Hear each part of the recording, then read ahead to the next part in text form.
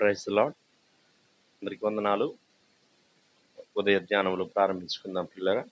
ప్రార్థన చేసుకుందాం. మహాపరిశుద్ధుడా, గొప్ప దేవ, మహోన్నతుడా, సర్వశక్తిమంతుడా, సర్వాధికారి అయిన దేవ యేసయ్య, మీ ఘనమైన నామానికి స్తుతులు స్తోత్రాలు వందనాలు చెల్లించుకుంటున్నాను ఆయన. దేవా, వేకుజామున ఈ రీతిగా ప్రభా మీ సన్నిధిలో చేరి మీ వైపు చూడడానికి దేవా మరి తండ్రి నాయన మాకు అనుగ్రహిస్తున్నటువంటి గొప్ప ఆధిక్యత కొరకు, ఈ గొప్ప భాగ్యం కొరకు మీ స్తోత్రాలు వందనాలు చెల్లించుకుంటున్నాం. దేవా, మీతో సమయం గడపడానికి, మీ ముఖ దర్శనం చేసుకోవడానికి దేవా మరి తండ్రి నాయన అయా మీ వాక్యం ద్వారా మరి తండ్రి ప్రభువా మీకు ఇంకను దగ్గర అవడానికి మాకు అనుగ్రహిస్తున్నటువంటి ఈ శ్రేష్టమైన సమయం కొరకు స్తోత్రాలు చెల్లించుకుంటున్నాం. మేము పాడుకునే పాటను మా కొరకు దీవించమని ప్రార్థన చేస్తున్నాం. దేవా, మా స్తుతుల మీద మీరు ఆశీనులో ఉండమని ప్రార్థన చేస్తున్నాం. మీ స్తోత్రాలు దేవా మరి తండ్రి, నీతి న్యాయములు మీ సింహాసనానికి ఆధారమై ఉన్నాయి. దేవా, అటు శ్రేష్టమైన పరిశుద్ధమైనటువంటి మిమ్మల్ని దేవా పాట ద్వారా మేము స్తుతించడానికి, మిమ్మల్ని ఘనపరచడానికి మాకు అనుగ్రహిస్తున్నటువంటి గొప్ప భాగ్యం కొరకు స్తోత్రాలు చేయించుకుంటున్నాం.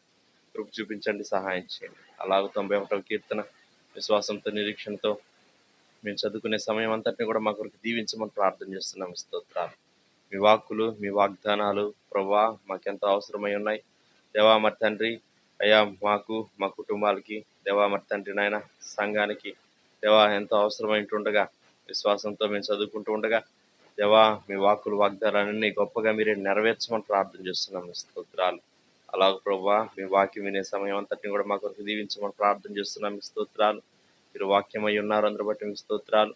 దేవా మరి తండ్రి ప్రభా మా దైవజనుల ద్వారా మీరు మాతో మాట్లాడమని ప్రార్థన చేస్తున్నాం. మీ వాక్యం ద్వారా మాతో మాట్లాడమని ప్రార్థన చేస్తున్నాను ఆయన.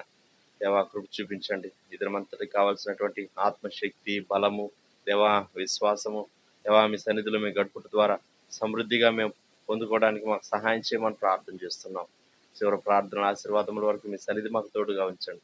మీ ప్రసన్నత మాకు తోడుగా ఉంచమని ప్రార్థన చేస్తున్నాను ఆయన. ఏకీవిస్తున్నటువంటి దేవా ప్రతి వ్యక్తి కొరకు స్తోత్రాలు చేయించుకున్నాం. ప్రతి కుటుంబం కొరకు స్తోత్రాలు వందనాలు చేయించుకుంటున్నాను ఆయన. దేవా మరి తండ్రి సమస్త విషయాల్లో సహాయం చేయమని ముందున్న సమయం అంతటిని కూడా ప్రభా మాకెంతో దీవెనకరంగా ఉంచమని ప్రార్థన చేస్తున్నాం. అన్ని విషయాల్లో కృప చూపించమని యేసుక్రీస్తు వారైతే పరిశుద్ధమైన నామములో స్తుతించి ప్రార్థన చేసి అడిగి వేడుకుంటున్నాం పరలోకపు తండ్రి, ఆమేన్. సమయంలో పాట పాడి దేవుని నామాన్ని మహిమపరుద్దాం పిల్లరా. నీవు చేసిన ఉపకారములకు నేనేమి చెల్లించును అనే పాట పాడుతుందాం. నీవు చేసిన ఉపకారములకు నేనేమి చెల్లింతును, నీవు చేసిన ఉపకారములకు నేనేమి చెల్లింతును. ఏడాది దూడలనా, వేలాది పొట్టేళ్ళనా, ఏడాది దూడలనా, వేలాది పొట్టేళ్ళనా, నీవు చేసిన ఉపకారములకు నేనేమి చెల్లింతును. వేలాది నదులంత విస్తార తైలము నీకిచ్చిన చాలునా, వేలాది నదులంత విస్తార తైలము నీకిచ్చిన చాలునా.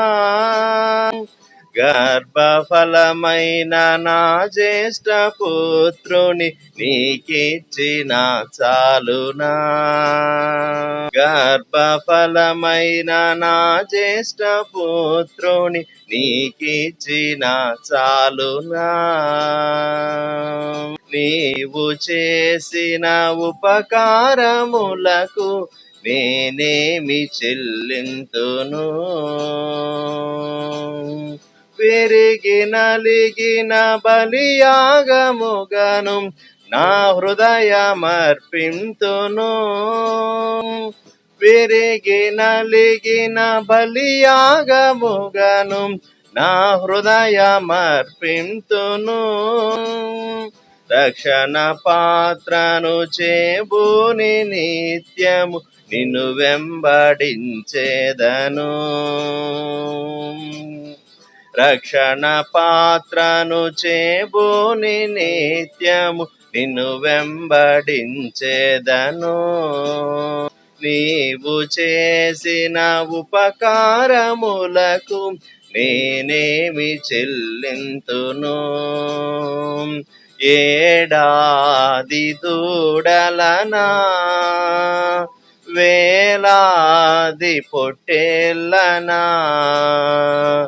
ఏడాది దూడలనా, వేలాది పొట్టేళ్ళనా, నీవు చేసిన ఉపకారములకు నేనేమి చెల్లింతును? ప్రకారంగా 91వ కీర్తన చదువుకుందాం పిల్లరా. మహోన్నతిని చాటు నివసించువాడే సర్వశక్తి నీడను విశ్రమించేవాడు. ఆయనే నాకు ఆశ్రయము, నా కోట, నేను నమ్ముకును నా దేవుడని నేను యెహోవాను గూర్చి చెప్పుచున్నాను. వేటగాని ఊరిలో నుండి ఆయన నిన్ను విడిపించును, నాశనకరమైన తెగులు రాకుండా నిన్ను రక్షించును. ఆయన తన రెక్కలతో నిన్ను కప్పును, ఆయన రెక్కల క్రింద నీకు ఆశ్రయం కలుగును. ఆయన సత్యము కేడెమును డాలునై ఉన్నది. రాత్రి వేళ కలుగు భయమునకైనను, పగటి వేళ ఎగురు బాణమునకైనను, చీకటిలో సంచరించు తెగులునకైనను, మధ్యాహ్నమందు పాడు చేయు రోగమునకైనను నీవు భయపడుకుందువు. నీ ప్రక్కను 1000 మంది పడినను, నీ కుడి పక్కను 10,000 మంది కూలినను అపాయం నీ యొద్దకు రాదు. నీవు కన్నులారా చూచుచుండగా భక్తిహీనులకు ప్రతిఫలం కలుగును.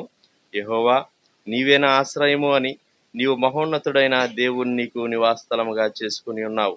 నీకు అపాయం ఏమీ రాదు, ఏ తెగులును నీ గుడారము సమీపించదు. నీ మార్గములన్నిటిలో నిన్ను కాపాడుటకు ఆయన నిన్ను గూర్చి తన దూతలకు ఆజ్ఞాపించును. నీ పాదములకు రాయి తగలకుండా వారు నిన్ను తమ చేతుల మీద ఎత్తిపట్టుకుందురు. నీవు సింహములను, నాగుపాములను త్రొక్కెదవు, కొదమ సింహములను, భుజంగములను అనగద్రొక్కెదవు. అతడు నన్ను ప్రేమించున్నాడు గనుక నేను అతన్ని తప్పించెదను. అతడు నా నామం ఎరిగినవాడు గనుక నేను అతన్ని కనపరచెదను.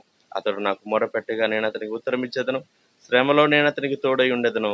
అతను విడిపించి అతన్ని గొప్ప చేసేదను. దీర్ఘాయువు చేత అతనిని తృప్తిపరచెదను. నా రక్షణ అతనికి చూపించెదను. ఆమెన్. సమయంలో మనం దేవుని వాక్యం విందాం ప్రియులరా. దైవజనులు ప్రభుదాసంకులు గారు వచ్చి మనకు దేవుని వాక్యాన్ని అందిస్తారు.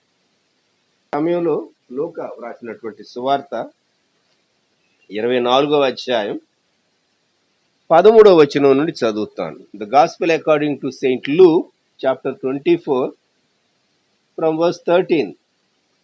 ఇదిగో ఆ దినమందే వారిలో ఇద్దరు యెరూషలేమునకు ఆమడ దూరమున ఉన్న ఎమ్మాయి అను ఒక గ్రామమునకు వెళ్ళుచు జరిగిన ఈ సంగతులన్నిటిని గూర్చి ఒకరితో ఒకరు సంభాషించుచుండేది. వారు సంభాషించుచు ఆలోచించుకొనుచుండగా యేసు తానే దగ్గరకు వచ్చి వారితో కూడా నడిచాను. అయితే వారు ఆయన్ను గుర్తుపట్టలేకుండా వారి కనులు మూయబడిను. ఆయన, మీరు నడుచుచు ఒకరితో ఒకరు చెప్పుకొనుచున్న ఈ మాటలేమని అడుగ్గా వారు దుఃఖముఖులై నిలిచిరి. వారిలో క్లేయపా అనువాడు యెరూషలేములో బస చేయుచుండి, ఈ దినముల్లో అక్కడ జరిగిన సంగతులు నీ ఒకడివే ఎరుగువా అని ఆయనను అడిగాను. ఆయన అవి ఏవని వారిని అడిగినప్పుడు వారు, నజరేయుడైన యేసును గూర్చిన సంగతులే. ఆయన దేవుని ఎదుటను ప్రజలందరి ఎదుటను క్రియలోను వాక్యములోను శక్తి గల ప్రవక్త అయి ఉండెను. మన ప్రధాన యాజకులను అధికారులను ఆయనను ఎలాగూ మరణశిక్షకు అప్పగించి సిలువ వేయించిరో నీకు తెలీదా? ఇశ్రాయేలును విమోచింపబోవాడు ఈయనే అని మేము నిరీక్షించి ఉంటిమి. ఇదిగాక ఈ సంగతులు జరిగి నేటికి 3 దినములాయను. అయితే మాలో కొందరు స్త్రీలు తెల్లవారుగానే సమాధి వద్దకు వెళ్ళి ఆయన దేహమును కానక వచ్చి, కొందరు దేవదూతలు తమకు కనబడి ఆయన బ్రతికి ఉన్నాడని చెప్పిరని మాతో చెప్పి మాకు విస్మయము కలుగు చేశారు. మాతో కూడా ఉన్నవారిలో కొందరు సమాధి వద్దకు వెళ్ళి ఆ స్త్రీలు చెప్పినట్టు కనుగొని గాని ఆయనను చూడలేదని ఆయనతో చెప్పారు. అందుకు ఆయన, అవివేకులారా, ప్రవక్తలు చెప్పిన మాటలన్నింటినీ నమ్మని మందమతులారా, క్రీస్తు ఇలాగు శ్రమపడి తన మహిమలో ప్రవేశించుట అగత్యము కాదా అని వారితో చెప్పి, మోషేయు సమస్త ప్రవక్తలను మొదలుకొని లేఖనములన్నిటిలో తను గూర్చిన వచనముల భావము వారికి తెలిపాను. ఇంతలో తాము వెళ్ళుచున్న గ్రామము దగ్గరకు వచ్చినప్పుడు ఆయన ఇంకా కొంత దూరము వెళ్ళునట్లు అగపడగా వారు సాయంకాలము కావచ్చినది, ప్రొద్దుగురుంకినది, మాతో కూడా ఉండమని చెప్పి ఆయనను బలవంతం చేసిరు గనుక ఆయన వారితో కూడా ఉండుటకు లోపలికి వెళ్ళాను. ఆయన వారితో కూడా భోజనమున కూర్చున్నప్పుడు ఒక రొట్టెను పట్టుకొని స్తోత్రము చేసి దాన్ని విరిచి వారికి పంచిపెట్టగా వారి కన్నులు తెరవబడి ఆయనను గుర్తుపెట్టింది. అంతటా ఆయన వారికి అదృశ్యుడాయను. అప్పుడు వారు ఆయన త్రోవలో మనతో మాట్లాడుచు లేఖనములను మనకు బోధపరచుచున్నప్పుడు మన హృదయము మనలో మండుచుండలేదా అని ఒకనితో ఒకడు చెప్పుకొంది. ఆ గడియలోనే వారు లేచి యెరూషలేమునకు తిరిగి వెళ్ళగా 11 శిష్యులను వారితో కూడా ఉన్నవారును కూడివచ్చి ప్రభు నిజముగా లేచి సీమోనునకు కనబడినని చెప్పుకొనుచుండెను. వారి ఇది విని త్రోవలో జరిగిన సంగతులను ఆయన రొట్టె విరుచుట వలన తమకెలాగు తెలియబడినో అదియు తెలియచేసిరి. దేవుడు తన వాక్య భాగములను మన కొరకు దీవించునుగాక. ప్రియమైన వారలారా, ఈస్టర్ ఆదివారం సాయంకాలం జరిగినటువంటి సంఘటనను గురించి మనం ఇక్కడ ధ్యానం చేస్తూ ఉన్నాం. ఇద్దరు వ్యక్తులు యెరూషలేము నుండి బయలుదేరారు. ఎమ్మాస్ అనేటటువంటి గ్రామానికి వెళుతూ ఉన్నారు. యెరూషలేము నుండి ఒక 7 మైళ్ళు అక్కడ ఉన్నటువంటి ఎమ్మాస్ అనేటటువంటి గ్రామానికి వీరు వెళుతూ ఉన్నారు. వెళుతూ సంభాషణ చేసుకుంటూ ఉన్నారు. కరెంట్ టాపిక్ ఏంటి? ఆ దినాల్లో యెరూషలేములో యేసుక్రీస్తు ప్రభు యొక్క పునరుద్ధానము. అది సంచలనాత్మకమైనటువంటి విషయం. 2, యూదుల యొక్క హోప్, మెస్సియా అని వీరు యేసుక్రీస్తు ప్రభువును గురించి నమ్మారు. మరి ఇలా జరిగిందేంటి? ఎందుకంటే వారు ఏమన్నారు? ఇశ్రాయేలును విమోచింపబోవాడు ఈయనే అని మేము నిరీక్షించి ఉంటిమి. కానీ ఇలాగ జరిగిందేంటి? వారి హృదయాల్లో చాలా ప్రశ్నలు ఉన్నాయి. కొన్ని మార్లు మనకు కూడా ఏమొస్తూ ఉంటాయి అంటే ప్రశ్నలు వస్తాయి. అది ఎందుకు అలా జరిగింది? ఇదెందుకు ఇలా జరిగింది? మనం అనుకున్నట్టు జరగవు అనేక విషయాలు. మనం ఎక్స్పెక్ట్ చేసినట్టుగా చాలా సంగతులు జరగవు. జ్ఞాపకం పెట్టుకోండి. ఎందుకంటే వాటిని శాసించేటటువంటి అధికారం మనకు లేదు. కొంత మటుకు మనం చేసేటటువంటి పనులను బట్టి, మన ఆలోచనను బట్టి, మన యాక్షన్స్, క్రియలను బట్టి కొన్ని సంభవిస్తూ ఉంటాయి. కానీ అన్నీ మనం అనుకున్నట్టు చేయలేం. అన్ని పరిస్థితులు మన కంట్రోల్లో ఉండవు. ఇప్పుడు యేసుక్రీస్తు ప్రభువాన్ని గూర్చి వారు సంభాషించుకుంటూ ఉన్నారు. మనం ఒక ప్రశ్న వేసుకుందాం. మన సంభాషణలో ప్రయోజనకరమైంది ఎంత, అప్రయోజనకరమైంది ఎంత? యవనస్తులు సంభాషణ చేస్తూ ఉంటారు. వారి సంభాషణలో చాలా ప్రయోజనకరమైంది ఉండకపోవచ్చు. గృహిణులు, స్త్రీలు సంభాషిస్తూ ఉంటారు. వాళ్ళ సంభాషణలో కూడా వంటలను గూర్చి, వస్త్రాలను గూర్చి, వాటిని గూర్చి, వీటిని గూర్చి, చుట్టుపట్ల వారిని గూర్చి, కరెంటు టాపిక్స్, దేవుని రాజ్యాన్ని గూర్చి తప్ప మిగిలినవి ఎన్నో ఉండొచ్చు. ఇక్కడ వీరు దేవుని సంగతులు మాట్లాడుకుంటూ ఉన్నారు. అంటే ఎటర్నల్ వాల్యూ కలిగినటువంటివి వారు మాట్లాడుకుంటున్నారు. వారు సంభాషించుచు ఆలోచించుకొనుచుండగా యేసు తానే దగ్గరకు వచ్చి వారితో కూడా నడిచారు. యెరూషలేములో చాలా మంది ఉండుంటారు. యేసు ప్రభు నమ్మిన వారు చాలా మంది ఉన్నారు. యేసు ప్రభు పంపించినటువంటి 70 మందిలో అనేకులు ఉన్నారు. వారందరికీ ప్రభు కనిపించలేదు. వీరిద్దరికీ ఎందుకు కనబడాలి? వీరు అపోస్తలుల్లో లేరు. 11 మందిలో వీరు లేరు. మరి యేసు ప్రభు వారు వీరితో ఎందుకు సంభాషించాలి? ఎందుకు నడవాలి? యేసు తానే దగ్గరకు వచ్చి వారితో కూడా నడిచారు. యేసు ప్రభు వారు వాళ్ళని కూర్చోబెట్టి, నేను మీకు కొన్ని సంగతులు చెప్తాను వినండి అని చెప్పేసేసి క్లాస్ తీసుకుని ఉండొచ్చు. మళ్ళా తిరిగి యెరూషలేముకి ఆయన వెళ్ళిపోయి ఉండొచ్చు. దేవుడు పనిచేసేటటువంటి పద్ధతి, దేవుడు మాట్లాడేటటువంటి పద్ధతి మన జ్ఞానానికి కొన్ని మార్లు అందదు. ఇది మనం నేర్చుకోవాలి. వీరితో ఆయన నడిచాడు. ఎంత యునిక్ ప్రివిలేజ్ వీరికి దొరికిందో చూడండి. వీళ్ళల్లో ఒకరిని గూర్చి మాత్రమే, వాళ్ళ పేరు క్లోయపాస్ 18వ వచనం అని చెప్పబడి ఉన్నది. రెండో వాళ్ళ పేరు వ్రాయబడలేదు. యేసు ప్రభువారు మామూలు ప్రయాణికుల్లాగానే ఉన్నాడు. వాళ్ళకు ప్రకాశవంతంగా కనబట్టలేదు. ఆయన పునరుద్ధరణై తిరిగి లేచాడు, కానీ ఆ మహిమతో కనబడలేదు ప్రభు. గమనించండి, ఎప్పుడు ఎలాగూ ప్రత్యక్షత ఇవ్వాలో ఆయనకు తెలుసు. కాబట్టి ప్రభు ఒక బాటసారిలాగా వారి కనబడితే వారు ప్రభుతో మాట్లాడుతూ ఉన్నారు. ప్రభు ప్రశ్న వేశాడు. చాలా దుఃఖంతో వారు జవాబిచ్చారు, దుఃఖముఖులై.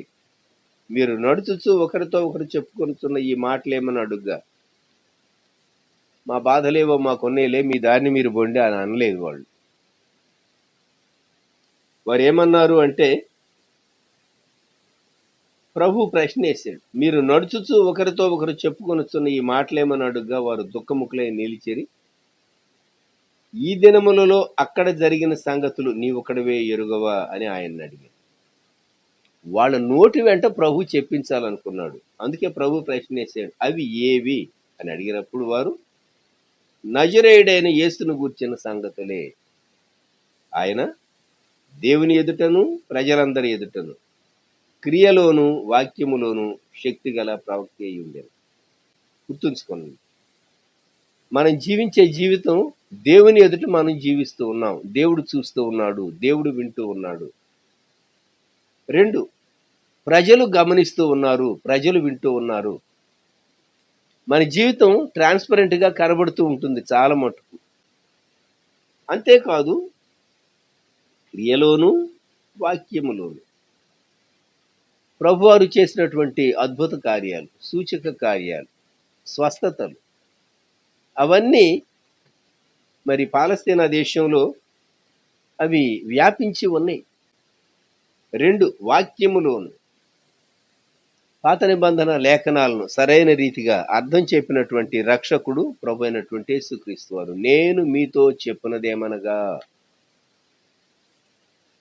చాలా మార్లు యేసుక్రీస్తు ప్రభు వారి బోధ ఇతర మత నాయకుల బోధ కంటే భిన్నమైంది, పరిసయ్యుల బోధ కంటే భిన్నమైనది, సద్దూకయ్యుల బోధ కంటే భిన్నమైనది, ధర్మశాస్త్రోపదేశకుల బోధ కంటే భిన్నమైంది. ఇక్కడ యేసుక్రీస్తు ప్రభు వారిని గూర్చి వీరిద్దరు ఇచ్చినటువంటి సాక్ష్యం, నజరేయుడైన యేసు ఆయన దేవుని ఎదుటను ప్రజలందరి ఎదుటను క్రియలోను వాక్యములోను శక్తి గల ప్రవక్తి అయి ఉండెను. లోకం ఏమంటుంది? దైవజనులు గూడూరు జేస్టాస్ గారు వారు చనిపోయిన తర్వాత వారి బరియల్ కొరకైనటువంటి సర్వీస్ గూడూరు హౌస్ ఆఫ్ ప్రేయర్లో జరిగేటప్పుడు సోదరులు పురుషోత్తం గారు ఉండేవాళ్ళు. పోలీస్ డిపార్ట్మెంట్లో వర్క్ చేసి రిటైర్ అయ్యారు.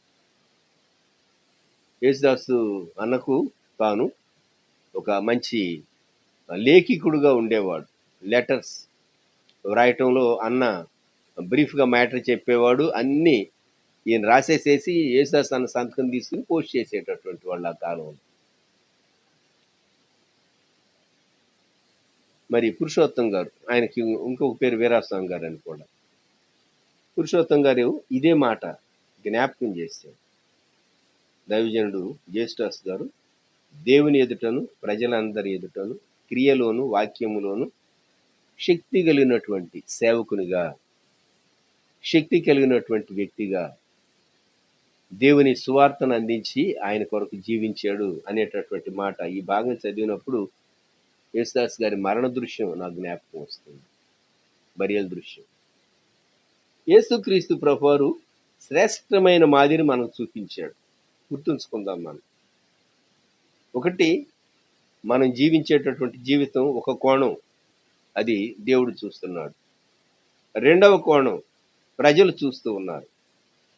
మూడవది మనం చేసేటటువంటి పనులు, మనం మాట్లాడేటటువంటి మాటలు, పనులు, మాటలు. ఈ 4 కోణాలు మనం చాలా జాగ్రత్తగా చూసుకోవాల్సినటువంటి వారంగా ఉంటూ ఉన్నాం. ఇప్పుడు వీళ్ళు ప్రశ్న వేశారు, నీకు తెలీదా ఆయన సిలువ వేయించారు కదా, మేమేమనుకున్నాం, ఈయనే మెస్సియా అనుకున్నాం, ఈయనే విమోచిస్తాడు అనుకున్నాం.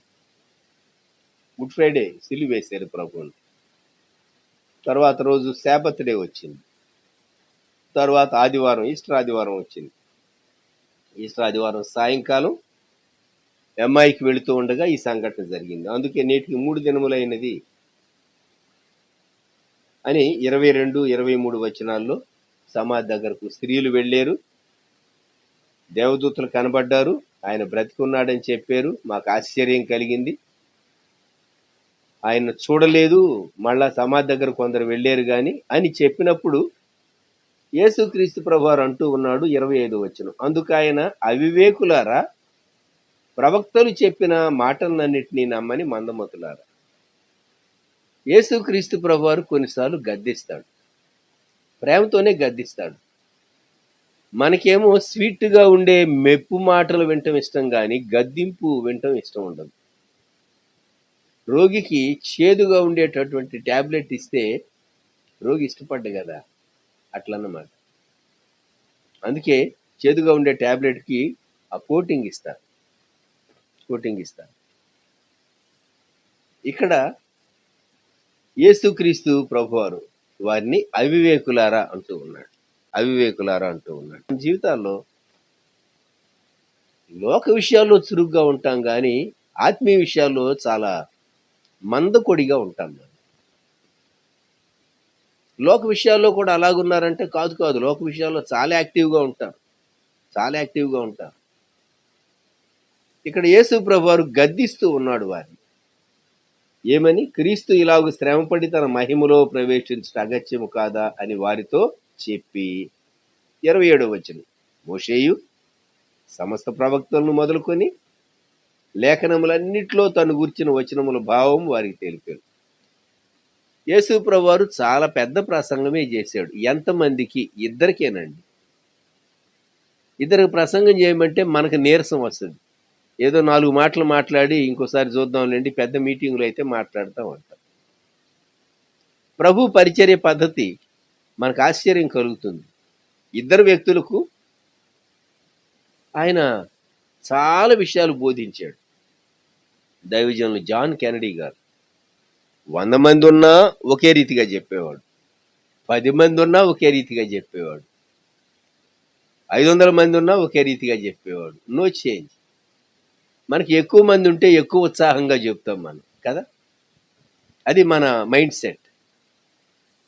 జాన్ కెనడీ గారు మాత్రం ఎంతమంది ఉన్నా సరే దేవుడు తనకి ఇచ్చినటువంటి సందేశం, a very good Bible teacher తాను, ఆయన ఒకే రీతిగా బోధించేవాడు. నిరుత్సాహం కనిపించేది కాదు, అత్యుత్సాహం కనిపించేది కాదు. చక్కని ఎక్స్పోజిషన్ దేవుని వాక్యంలో నుండి తాను అందించేటటువంటి వాడు. యేసు ప్రభువారు పాత నిబంధన ధర్మశాస్త్రంలో నుండి మోషేయు సమస్త ప్రవక్తలను, కనుక ఈ భాగాలన్నీ పాత నిబంధనలోని చాలా విషయాలు, ఎన్ని రిఫరెన్సులు ప్రభు గుర్తు చేశాడో 5 కాండాల్లో నుండి, అలాగే దావీదు భక్తుడు చెప్పినటువంటి కీర్తనలో నుండి, ప్రవక్తలు చెప్పినటువంటి పెద్ద ప్రవక్తలు, చిన్న ప్రవక్తలు ప్రవచనాలు ఎన్ని జ్ఞాపకం చేశాడో, సమస్త ప్రవక్తలను మొదలుకొని లేఖనములు అన్నిటిలో తను గూర్చిన వచనముల భావం. వీళ్ళకి ఓపిక ఉన్నది, ఆయన చెప్పాడు. కొన్నిసార్లు మనం అంటాం, ప్రభా నాకు ఓపిక లేదు, బ్రీఫ్ చేయి. ఏమంటాం? బ్రీఫ్. భోజనం దగ్గర బ్రీఫ్గా తినం మనం, భోజనం దగ్గర మాత్రం ఫుల్గా తింటాం. స్పిరిచువల్ మ్యాటర్స్కి వచ్చేసరికి బ్రీఫ్గా ఉంటే బాగుంటుంది అనుకుంటూ ఉంటాం. అది బలహీనమైన మన మానవ స్వభావం. యేసు ప్రభు మాట్లాడుతూ ఉంటే వారు వింటూ వచ్చారు. ఆ గ్రామం దగ్గరకు వచ్చింది 28. ఇంతలో తాము వెళ్ళుచున్న గ్రామం దగ్గరకు వచ్చినప్పుడు ఆయన ఇంకా కొంత దూరము వెళ్ళునట్లు అగపడగా. యేసు ప్రభు వారు మనల్ని టెస్ట్ చేస్తాడండి. చాలా మందికి ఈ సంగతులు తెలియదు. ఏదైనా ఒక వస్తువు కొనటానికి నీవు షాపుకి వెళితే అటు తిప్పుతావు, ఇటు తిప్పుతావు, చూస్తావు. దాని మీద కవర్ మీద ఏం రాసి ఉందో చూస్తావు.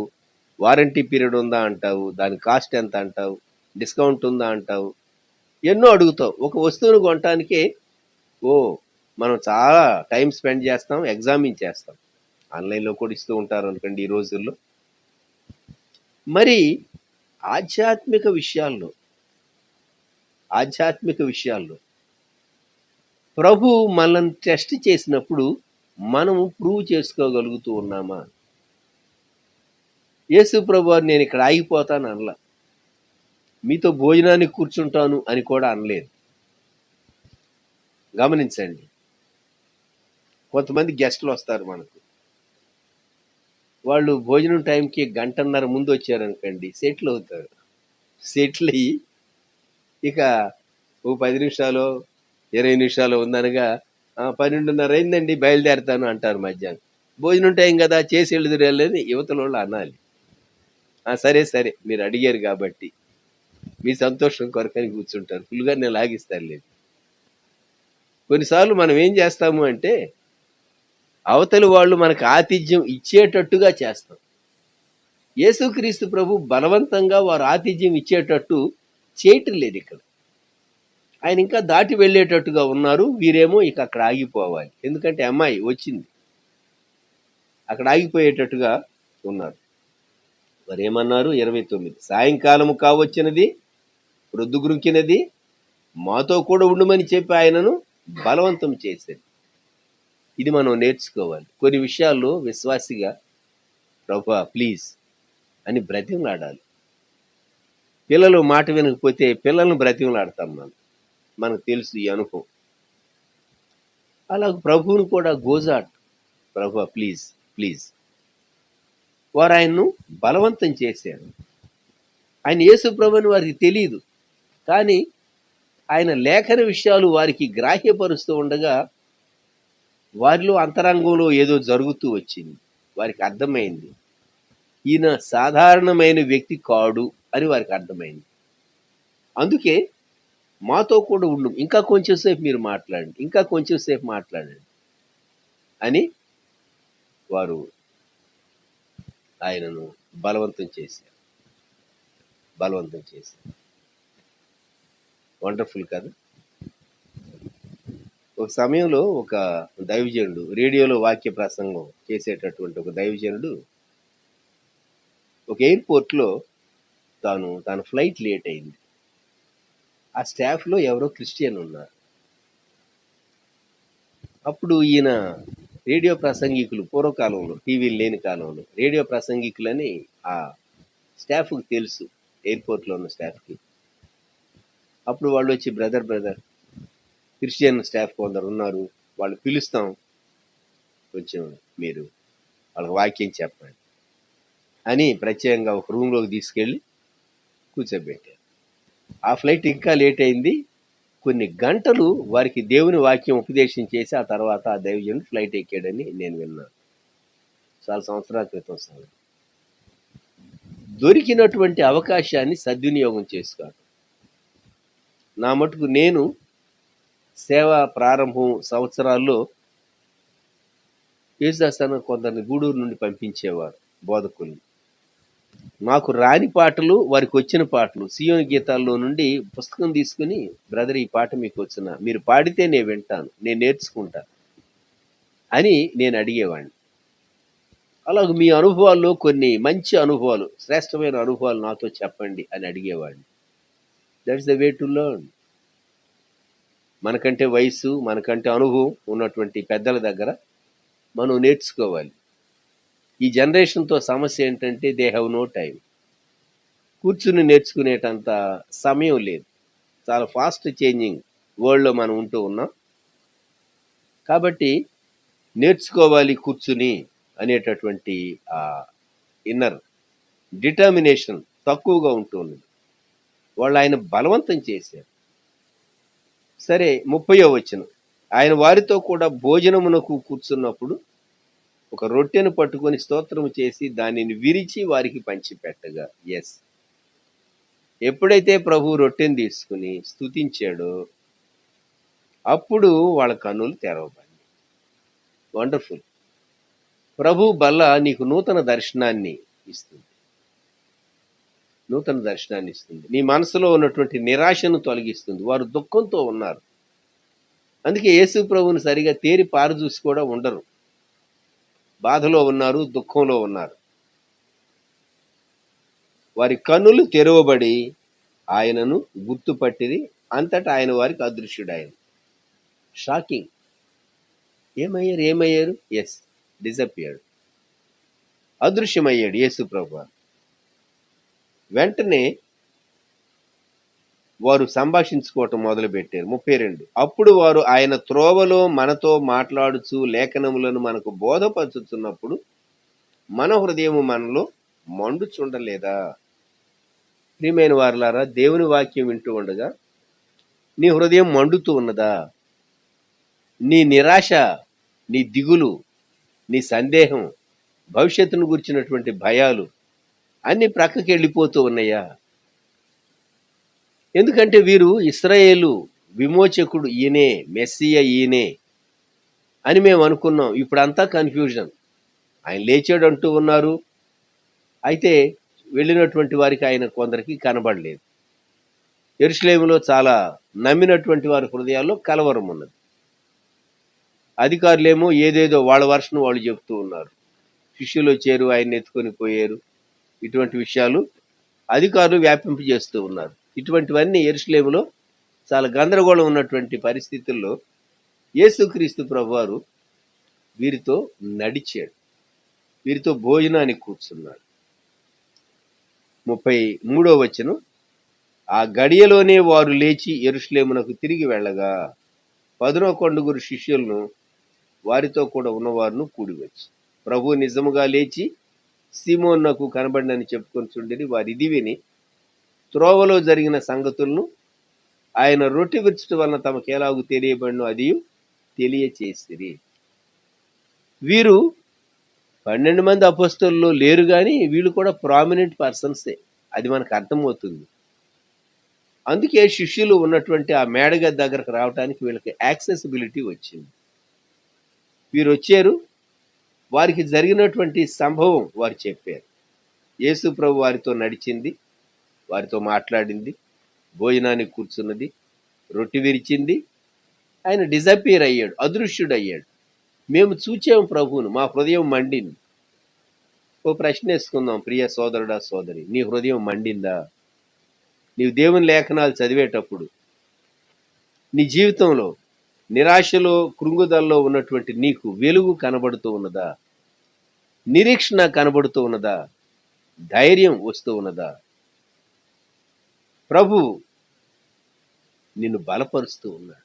ఆయన గొప్ప దేవుడు, శక్తి కలిగినటువంటి దేవుడు.